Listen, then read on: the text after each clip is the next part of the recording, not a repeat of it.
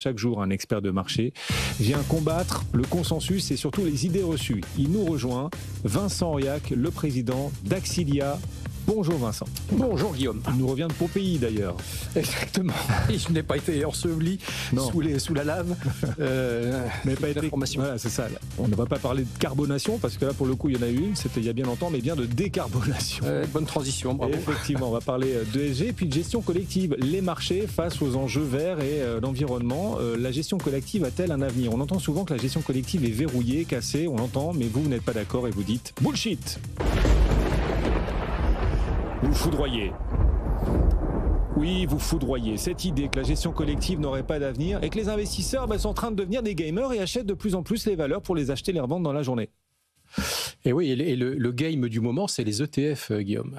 Hein, ces Exchange Traded Funds, ou les fonds cotés en français, qui permettent à toute la nouvelle génération d'épargnants d'acheter facilement des indices très larges, très diversifiés, à un coût très réduit. Ça, c'est quand même la formation de l'année très récente. Et ils séduisent donc de plus en plus d'investisseurs français, mais pas que français. Est-ce qu'on a des chiffres sur l'activité des investisseurs en ETF? Oui, alors il y a un très bon rapport de l'AMF, l'Autorité des marchés financiers, qui est sorti en novembre 2024 sur l'activité des investisseurs français et européens sur les ETF. On avait rarement de rapport aussi précis sur une catégorie très spécifique de produits financiers.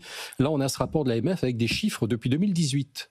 Trimestriel, donc avec une information très précise qui permet de voir ce qui se passe et donc qui documente tout le succès des ETF et notamment auprès des moins de 35 ans qui sont la nouvelle cible et les gros utilisateurs de ces produits. Et donc, ce qu'il en ressort, c'est que le nombre d'investisseurs particuliers français qui ont réalisé au moins une transaction sur ETF a été démultiplié, on peut même le dire, depuis 2019. Ouais, on est maintenant autour de presque 1 million d'investisseurs qui réalisent au moins une transaction par an d'achat ou de vente sur les ETF. Donc c'est 4 fois plus qu'en 2019. 4 fois plus qu'en 2019, c'est 800 000 exactement. Beaucoup donc de moins de 35 ans et beaucoup de gens qui utilisent des ETF, encore une fois, très diversifiés, internationaux, S&P 500, MSCI World. Il y a quand même beaucoup d'investisseurs très actifs qui utilisent, j'ai été surpris moi-même, les ETF à levier, qui représentent 60% des volumes. Malgré qu'on fasse beaucoup d'efforts sur l'éducation financière, il y a beaucoup d'utilisateurs d'ETF à levier qui font x2, x3 le marché. Mais donc ça donne des flux tout à fait impressionnants. Donc 600 millions d'euros entre 2020 et 2023, 2,4 milliards l'année dernière. Et sur le début d'année au premier trimestre, on est sur la même pente, 500 millions d'euros. Donc c'est des chiffres quand même impressionnants. Julien. Oui, avec les annonces de Trump, la politique économique de Trump, il y a un basculement qui se fait des États-Unis vers l'Europe. Est-ce que ça a changé la donne? Est-ce qu'on est allé vers plus de gestion collective ou moins, ou au contraire plus de gestion active? En tout cas, il y a eu plus d'ETF, donc plus de gestion passive.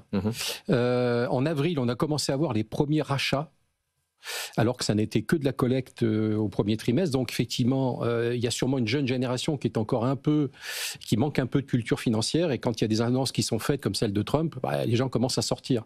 C'est un marché relativement récent, hein. Les pratiques sont récentes. Les ETF, moi je ne l'ai pas daté, mais la grande communication des plateformes, ça date de quoi? Il y a 1 ou 2 ans. Enfin, les grosses annonces, le gros marketing sur les ETF. Donc les gens viennent d'arriver sur le marché. Et donc voilà. Il y a aussi des pratiques relativement récentes qui ont été mises en place, qui s'appellent le DCA par exemple, que je trouve très pratique. Quand même, je trouve que c'est une grande chance pour les... Et quand vous investissez régulièrement... Voilà, les investissements programmés, chaque mois je mets 100 euros, 200 euros, 300 euros. Donc ça permet aux investisseurs d'acheter de manière automatique sans se poser la question, ah tiens, j'ai pas pensé ce mois-ci, il faut que je le refasse, machin, d'acheter. On en parle beaucoup de ces mécanismes-là. J'ai appris dans le rapport de l'AMF que ça ne représentait que 3% du marché. C'est pas ça qui stabilise le marché. Le marché, c'est surtout des acheteurs à levier et des gens qui achètent des ETF plutôt que des fonds classiques, et puis marginalement des DCA. Et donc quand il y a des rachats, comme en avril, c'est pas les DCA qui stabilisent, c'est parce qu'effectivement les gens s'inquiètent et puis se disent Trump me fait peur, je sors. Il n'y a pas encore l'effet stabilisateur du DCA où tous les mois il y a de la collecte qui est faite. Alors cela dit, le timing fait tout sur les marchés. Avoir raison trop tôt, c'est pas avoir raison en vrai. Est-ce que vous avez un prix d'achat moyen? Oui, alors on arrive à faire des trucs incroyables maintenant avec l'IA. j'ai utilisé Grok et le rapport de l'AMF. J'ai mis le rapport de l'AMF dans Grok et je lui ai demandé, calcule-moi le prix d'achat moyen des investisseurs français en ETF. Bon, j'ai vérifié un peu les calculs. C'est redoutable de précision. Et Grok m'a dit qu'en moyenne, les investisseurs sont rentrés en décembre 2023. D'accord. En moyenne, les investisseurs français en ETF ont acheté, à cette époque-là, le CAC était à 7500 points. Ouais, sur les niveaux presque actuels. Voilà, le MSCI World était à 3018. Donc, en avril, quand les marchés ont beaucoup baissé, les gens, effectivement, ayant acheté relativement tard en moyenne, commençaient à avoir des moins-values. Donc, certains ont dû s'inquiéter et ont vendu. Mais avec le rebond des marchés, là, on est déjà à plus 20% en moyenne sur le stock qui a été acheté depuis 2018. Et depuis le début de l'année, on est à plus 4. Donc, c'est intéressant. Hein. Mais c'est une preuve de plus là que les investisseurs ont tendance à acheter pas loin des plus hauts. C'est ce qu'on dit aujourd'hui, mais peut-être que dans 2 ans, on dira que c'était bas. C'est ça. Donc, logiquement, ils vont les garder. Surtout ceux qui sont en DSA, ils ne vont pas y toucher. Mais c'est vrai que le gros du marketing a été fait sur des marchés relativement élevés. Et les gens sont rentrés il y a peu de temps, finalement. Julien. Non, pardon, je vais réagir depuis tout à l'heure. Non, je disais, le DCA, j'ai surtout l'impression que ça a été un argument marketing qui a été mis en avant. Ce qui est logique, c'est finalement une bonne pratique. Mais...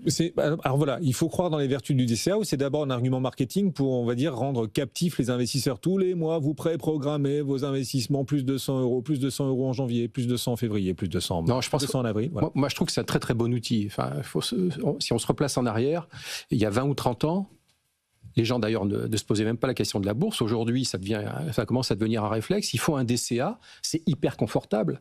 Ils achètent régulièrement. L'avenir dira s'ils seront riches à 50 ans. Hein, je me demande si ce n'est pas un truc qui est revenu avec la crypto, le DCA, parce que ça a été un des... C'est un terme très... Ouais, voilà, quand la crypto est rentrée dans la gestion un petit peu classique. Oui, parce que c'est très volatile, donc on s'est dit, il faut acheter un peu tous les mois. Si on faisait la même chose pour les actions... Bien sûr, c'est américain en même temps, donc c'est un ensemble de choses. C'est-à-dire que là, on a une pratique pleine de sagesse qui nous vient de l'univers crypto. C'est ça? Parce que moi, je pense que BFM Bourse, BFM Crypto, ce terme de DCA, ne serait-ce que ça, j'ai jamais entendu des gérants l'utiliser. Vous êtes l'un des rares à l'utiliser aujourd'hui, même s'il commence à percer dans la gestion traditionnelle, dans la finance traditionnelle. Mais en revanche, sur les cryptos, DCA, c'est vraiment le mot qui existe depuis 10 ans. La volatilité est de 40% sur les cryptos. Oui. Donc, elle est 3 fois celle des actions. Donc, acheter un peu tous les mois, c'est peut-être plus intelligent que de chercher le point bas, etc. Non, mais après, aussi des convictions haussières fortes sur la crypto qu'on n'a pas toujours sur les indices actions. Il faut aussi le dire, c'est pas la même. Et Julien, il y a eu ça. Il y a eu quand même 2 années exceptionnelles des marchés américains où ça a vraiment encouragé beaucoup de gens à rentrer. Quand vous avez 2 fois 20% de hausse, moi j'ai échangé pas mal avec des gens sur X qui sont rentrés en janvier 2025. C'est extrêmement tard. Tout à fait. Ils ont commencé leur DCA en janvier 2025. Vincent Auriac, le président d'Axilia.